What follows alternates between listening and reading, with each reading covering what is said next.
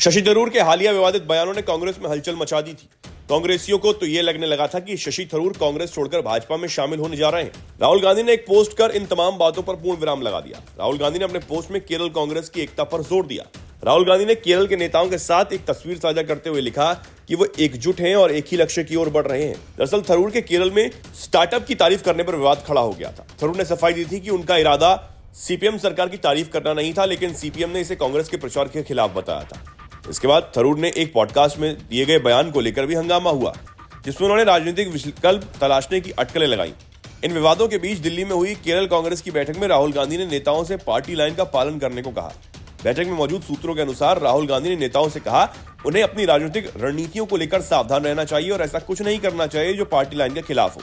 बैठक के बाद कांग्रेस नेता दीपा दास मुंशी ने कहा पार्टी एकजुट है और मीडिया में फैलाई जा रही एकता न होने की धारणा गलत है। उन्होंने यह भी कहा कि पार्टी नेतृत्व ने थरूर से कोई स्पष्टीकरण नहीं मांगा क्योंकि उन्होंने पहले ही अपने बयानों पर सफाई दे दी।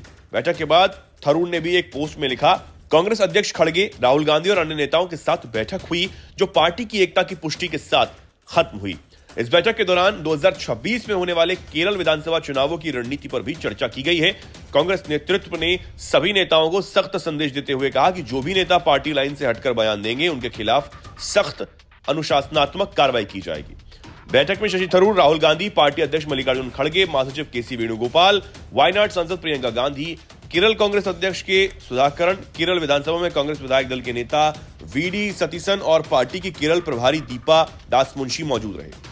सूत्रों के मुताबिक लगभग 3 घंटे चली इस बैठक में राहुल गांधी ने साफ कहा कि सभी नेताओं को राजनीतिक रणनीति को लेकर बेहद सतर्क रहना चाहिए और ऐसा कुछ भी नहीं करना चाहिए जो पार्टी लाइन के खिलाफ हो।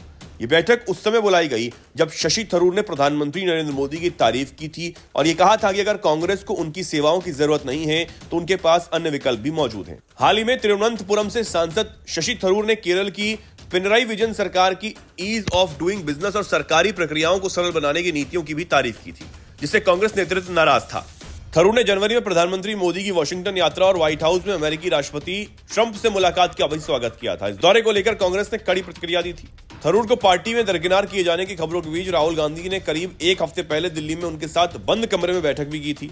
हालांकि थरूर ने कांग्रेस छोड़ने की अटकलों को खारिज कर दिया है, लेकिन सीपीआईएम ने संकेत दिया है कि अगर थरूर कांग्रेस छोड़ते हैं तो वो उनका स्वागत करने को तैयार है। सीपीआईएम के वरिष्ठ नेता थॉमस आइजैक ने कहा कि अगर शशि थरूर कांग्रेस छोड़ते हैं तो केरल की राजनीति में वो अनाथ नहीं रहेंगे। आइजैक ने कहा कि अगर थरूर अपनी स्थिति स्पष्ट करते हैं तो सीपीआईएम के लिए उन्हें अपनाने में कोई दिक्कत नहीं। हमारी पार्टी पहले भी कई कांग्रेस नेताओं का स्वागत कर चुकी है। ये किसी चमत्कार से कम नहीं है कि थरूर अब तक कांग्रेस में बने हुए हैं। सोचिए केजरीवाल ने दिल्ली का खजाना किस तरह से अभिषेक मनु सिंघवी और दूसरे कांग्रेसी वकीलों पर लुटाया। दिल्ली सरकार ने सिंघवी को 19 करोड़ रुपए दिए, जिसमें वो मनीष सिसोदिया और सत्येंद्र जैन की तरफ से सुप्रीम कोर्ट और हाई कोर्ट में पेश हुए थे। उसके अलावा कई अन्य वकीलों को सरकारी खजाने से पैसे दिए गए। दिल्ली सरकार ने पिछले 5 साल में कुल 40 करोड़ वकीलों पर लुटा दिए। सबके नाम इस सीएजी रिपोर्ट की कॉपी में देख सकते हैं। वहीं दिल्ली विधानसभा चुनाव में मिली हार के बाद केजरीवाल सार्वजनिक रूप से नहीं दिख रहे, लेकिन एक्स पर उन्होंने नए महायुद्ध को छेड़ने का ऐलान कर दिया है। यह महायुद्ध पंजाब से नशे को खत्म करने का है, लेकिन ज्यादातर लोग केजरीवाल के इस दावे को मजाक के रूप में ले रहे हैं। यही नहीं, इन लोगों में केजरीवाल के समर्थक भी शामिल हैं। इसके अलावा बीजेपी ने भी पलटवार करने में जरा भी देर नहीं की। चलिए बीजेपी के पलटवार से पहले बताते हैं कि केजरीवाल ने अपने सोशल मीडिया पोस्ट पर क्या लिखा। आम आदमी पार्टी के राष्ट्रीय संयोजक अरविंद केजरीवाल ने ट्वीट में लिखा था कि पंजाब में नशे के खिलाफ हमारी सरकार ने महायुद्ध छेड़ दिया है। नशे ने हमारे युवाओं और बच्चों को बड़ी संख्या में बर्बाद कर दिया। नशा बेचने वालों को बख्शा नहीं जाएगा। पंजाब से नशे को हमेशा के लिए खत्म कर दिया जाएगा। इसके अलावा पंजाब के सीएम भगवंत मान ने भी दावा किया था कि तब तक पंजाब को नशा मुक्त नहीं किया जाएगा, तब तक ये अभियान लगातार जारी रहेगा। नशे के खिलाफ महायुद्ध क्या सचमुच नशे को खत्म करने के लिए शुरू किया गया? क्या केजरीवाल को पंजाब में भी अपनी सत्ता डगमगाती नजर आ रही है? ये उसका असर है। ये सवाल केजरीवाल के ट्वीट पर सोशल मीडिया यूजर्स ने पूछ रहे हैं। ये सवाल इसलिए भी लाजमी है क्योंकि पंजाब में आप सरकार को 3 साल हो चले हैं, लेकिन अब जाकर केजरीवाल को याद आया कि उन्होंने चुनावी कैंपेन में वादा किया था कि वो पंजाब को नशा मुक्त बनाएंगे। अब दिल्ली से सत्ता जाने के बाद केजरीवाल को याद आया है। रोहित जैन नाम के एक यूजर ने केजरीवाल के ट्वीट पर टिप्पणी करते हुए पूछा कि अभी तक आपको पंजाब में ये काम करने से कौन रोक रहा था, मोदी जी या फिर एलजी साहब? अपूर्व सिंह नाम के एक यूजर ने लिखा, 2022 में केजरीवाल ने कहा था कि मैं गारंटी देता हूं सरकार बनते ही 3 महीने में पंजाब से नशे को खत्म कर दिया जाएगा। अब 2025 आ गया पर नशा खत्म नहीं हुआ। केजरीवाल की गारंटी की वैल्यू नहीं है। खास बात है कि केजरीवाल के समर्थक भी सवाल उठा रहे हैं। मैं भी केजरीवाल नामक यूजर ने लिखा, दिल्ली सरकार हारने के बाद याद आया कि पंजाब में नशे पर काम करना है। 3 साल पहले भी अगर पुलिस को सख्त किया जाता तो शायद अब तक काफी फर्क पड़ता। तरसेम लाल नाम के यूजर ने लिखा, देर आए दुरुस्त आए, लड़ेंगे और जीतेंगे। इसके अलावा अभिषेक त्यागी नाम के एक यूजर लिखते हैं, दिल्ली में चुनाव हारने के बाद आपको पंजाब की हार के डर से ये सब प्रचार करने की आवश्यकता पड़ रही है। केजरीवाल जी, महायुद्ध लड़ने वाले आपकी तरह हारने के बाद छिप कर नहीं बैठ जाते। इस प्रकार तमाम यूजर्स भी विभिन्न प्रतिक्रियाएं देते हुए नजर आ रहे हैं। पंजाब में बढ़ते नशे को लेकर अरविंद केजरीवाल पर दिल्ली बीजेपी ने पलटवार किया। दिल्ली बीजेपी ने अपने आधिकारिक एक्स अकाउंट पर लिखा, पंजाब में नशे का कहर जारी है, अब आपदा मुक्त पंजाब की बारी है। पोस्ट के साथ नशे को लेकर समाचार पत्रों की कुछ तस्वीरें शेयर की गईं। दिल्ली की राजनीति में इन दिनों आम आदमी पार्टी के मुखिया अरविंद केजरीवाल गायब से नजर आ रहे हैं। विधानसभा चुनाव में करारी हार के बाद से वो सार्वजनिक रूप से बहुत कम दिख रहे हैं। बीते कई दिनों से न तो उनकी कोई प्रतिक्रिया सामने आई, न ही उन्होंने सोशल मीडिया पर कोई खास राजनीतिक पोस्ट किया। दिल्ली विधानसभा में आम आदमी पार्टी के 21 विधायकों के निलंबन पर भी केजरीवाल ने कोई टिप्पणी नहीं की। वहीं उनकी करीबी सहयोगी आतिशी अकेले मोर्चा संभाली दिख रही हैं।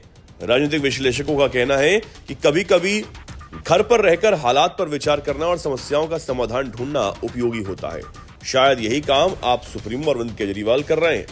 केजरीवाल ने हाल ही में सिर्फ एक बार सोशल मीडिया पर बयान दिया, जब दिल्ली विधानसभा में बाबा साहेब अम्बेडकर की तस्वीर हटाने का मुद्दा उठा। उन्होंने इसे गलत बताया, लेकिन यह मुद्दा ज्यादा तूल नहीं पकड़ा पाया। दिल्ली की राजनीति में जहां आतिशी और गोपाल राय सक्रिय दिख रहे हैं, वहीं पार्टी के अन्य बड़े नेता अलग अलग कामों में व्यस्त नजर आ रहे हैं।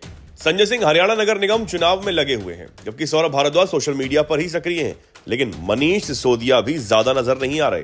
इस बार दिल्ली विधानसभा में सीएजी की 14 रिपोर्ट पेश की गई, जो केजरीवाल सरकार के कामकाज पर सवाल खड़े कर रही हैं।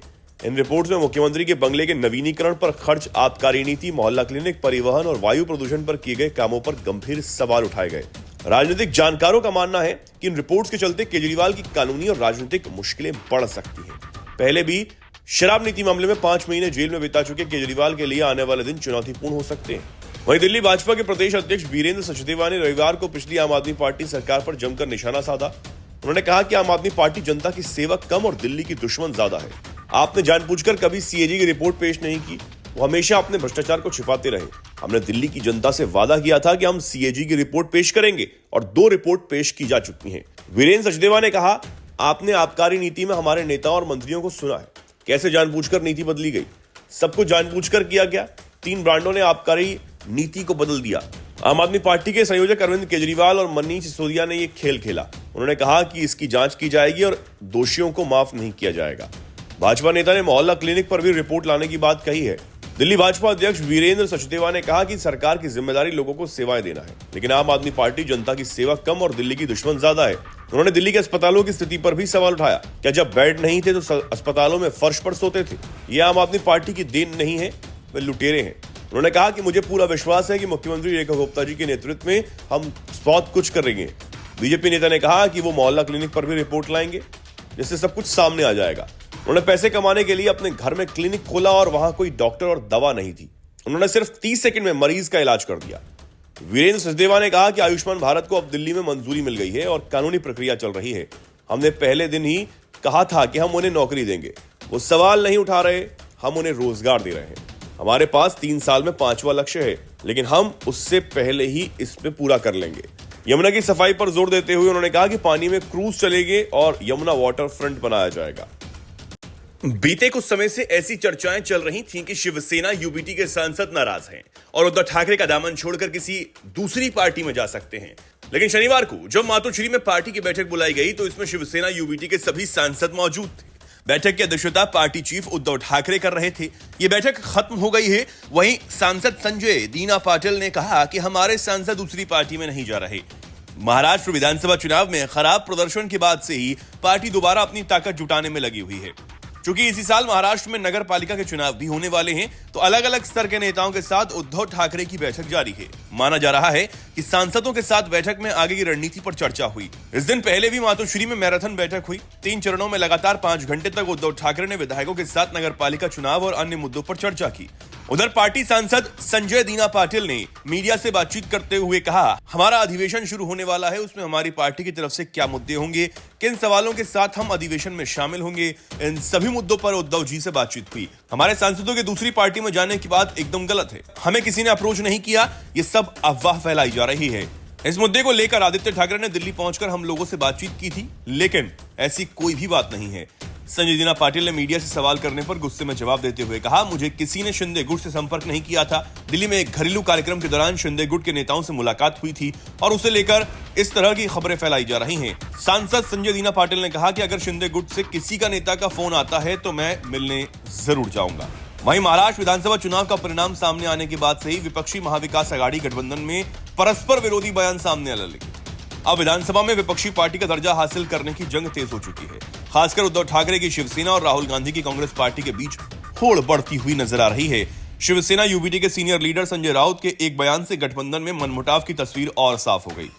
शिवसेना यूबीटी नेता संजय राउत ने शनिवार को कहा कि उनकी पार्टी महाराष्ट्र विधानसभा के नेता प्रतिपक्ष पद के लिए दावा पेश करेगी। उन्होंने तर्क दिया कि अतीत में यह पद विपक्षी दलों को दिया गया था, जबकि उस समय उन्होंने 10% सीटें भी नहीं जीती थी। संजय राउत ने कहा कि 288 सदस्यीय राज्य विधानसभा में विपक्षी दलों के सदस्यों की संयुक्त रूप से कुल संख्या लगभग 50 है। महाराष्ट्र विधानसभा का बजट सत्र 3 से 26 मार्च के बीच आयोजित किया जाएगा। संजय राउत ने दावा किया कि शिवसेना यूबीटी विधानसभा में नेता प्रतिपक्ष पद के लिए दावा करेगी। उन्होंने कहा कि भले ही विधायकों की संख्या कम हो, लेकिन संविधान में ऐसा कोई कानून या प्रावधान नहीं है जो कहता हो कि सदन को विपक्ष के नेता के बिना काम करना चाहिए।